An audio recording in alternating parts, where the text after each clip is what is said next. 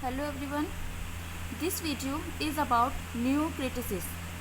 In this video, we will discuss about what is new criticism, what are the main features of new criticism, who invented this movement and what is the criticism हमको क्या बताता है, क्या होता है. It is a part of literary criticism कि किसी भी लिटरेरी टेक्स्ट को जब हम क्रिटिसाइज़ करते हैं तो उसका एक ये वो है, हम कह सकते हैं टाइप है कि न्यू क्रिटिसिज्म की मदद से भी हम किसी भी लिटरेरी वर्क को हम जो है वो एनालाइज कर सकते हैं. तो अगर if we talk about in brief what is new criticism, तो न्यू क्रिटिसिज्म हमें ये बताता है कि while analyzing a text, whether it is a novel, it is a poet or any other type of a literature, while analyzing or while criticized a text, we have to concentrate on the text and the words, not about the historical context or author's biographical context. यानी कि हमें केवल जो words उसमें लिखे गए हैं, जो मीनिंग्स हैं, उस पर फोकस करना चाहिए. ऑथर्स की क्या बायोग्राफी है, किस सोशल हिस्टोरिकल कंडीशन में वो नॉवल पब्लिश्ड हुआ है, उसका हमें एनालाइज नहीं करना चाहिए. उसको ध्यान में रखकर उसको हमें इस किसी भी लिटरेरी टेक्स्ट को नहीं पढ़ना चाहिए. So let's start. It is a formalist movement. What is formalist movement? Formalist movements a movement who said that a literary text is a building of a form, word of forms, कि एक literary text जो है वो words का form है, words से बना है. ठीक है, तो न्यू क्रिटिसिज्म भी एक फॉर्मलिस्ट मूवमेंट है. This movement was dominated in American literary criticism. सबसे पहले अमेरिकन में आया था. In middle decades of 20th century it emphasized close reading, particularly of poetry. इसके अंदर का जो है वो मेन तौर पर पोइट्री पर बल दिया जाता है. पोइट्री को एनालाइज करने के लिए we have to close study that poetry और that text. New criticism name was derived from John Crowe Ransom's books the new criticism which was published in 1941. Very important question, very important point. New criticism word where was new criticism word derived from, तो कहाँ से हुआ था वह derived? John Crowe Ransom's book the new criticism. This book was published in 1941. I.A. Richards' work Practical Criticism and the Meaning of Meaning were important for development of this movement. So there is also important work which was written by I.A. Richardson. The work name is Practical Criticism and the Meaning of Meaning, which developed this criticism. T.S. Eliot's work Essay, Tradition and the Individual Talent and Hamlet on His Problems were also very important. And now, what is objective correlative? T.S. Eliot in his work Hamlet and His Problem developed a term, objective correlative. This term was first used by the American painter or poet Washington Allston. Then T.S. Eliot adopted this term and used this term in his work, in his essay Hamlet and His Problem. So let's discuss what is objective correlative. Objective correlative concepts came from Eliot's work Hamlet and His Problems, meaning a group of events, things which systematically represent emotion. यानी कि कोई भी एक literature है, movie है, कोई भी एक टेक्स्ट है.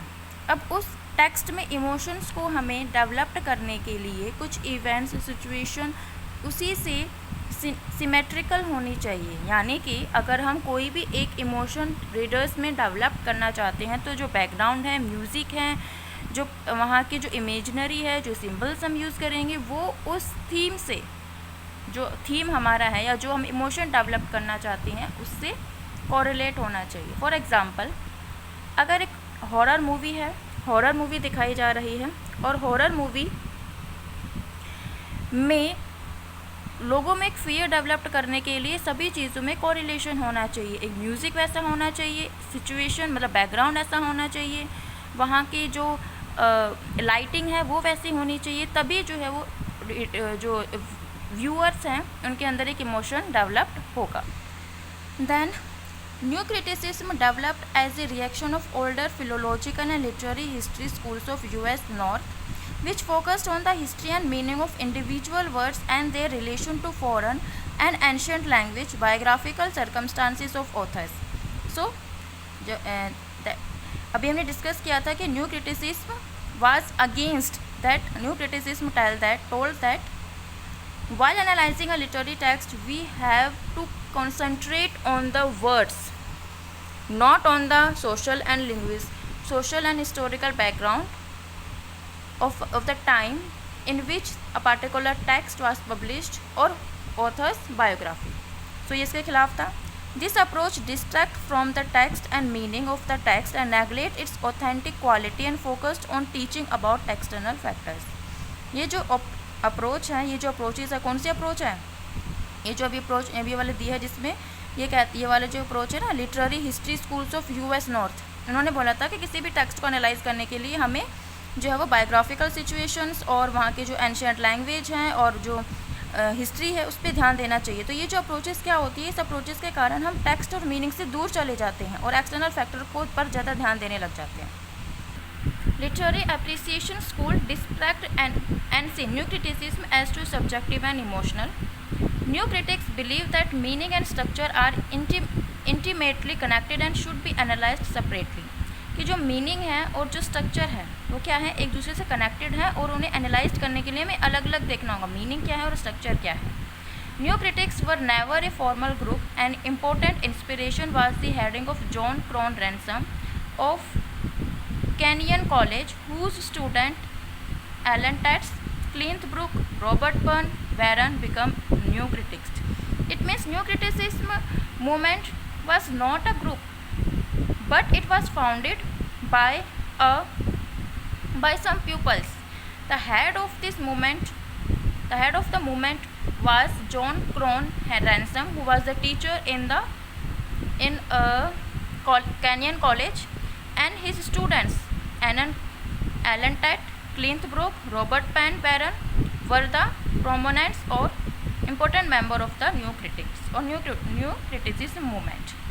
Clinton Book in his essay The New Criticism notes the new critic, like the snark, is a very elusive herd beast, meaning that there were no clearly defined new critical manifesto school and stance.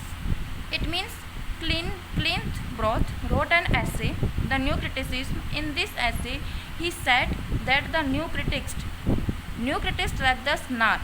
Why he called the new critics snark? Because like a snark, they don't have any manifesto, don't have any school, don't have any rules. Then William A. Wimsatt and Moray Bradley published classic and controversial new critical essay titled The Intentional Fallacy and the Effective Fallacy, very important topic, and so many questions came from this topic. What is intentional fallacy? Intentional fallacy in which they argued strongly against the relevance of an author's intention or intended meaning in the analysis of a literary work. Words on the pages are important.